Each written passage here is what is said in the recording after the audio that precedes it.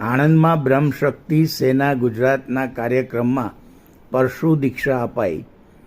આણંદમાં બ્રહ્મ યુવા શક્તિ સેના ગુજરાત દ્વારા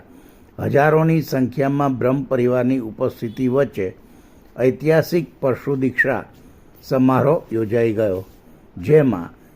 પૂજ્ય ડૉક્ટર જ્યોતિર્નાથ આદેશ, પૂજ્ય મહામંડલેશ્વર સ્વામી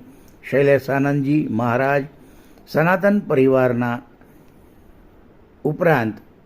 સમસ્ત ગુજરાતમાંથી ઉપસ્થિત 1500થી વધુ યુવક યુવતીઓને પેટલાદના રાજકીય પાઠશાળાના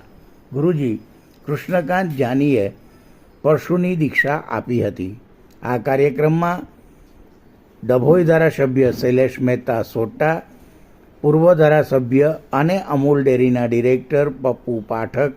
વિમલ ઉપાધ્યાય, રવિ કિશન ગૌર, બ્રહ્મ સમાજના મહામંત્રી ગિરીશ ત્રિવેદી, દિનેશ રણેજા, રાષ્ટ્રીય પરશુરામ અધ્યક્ષ ઉપસ્થિત રહ્યા હતા અને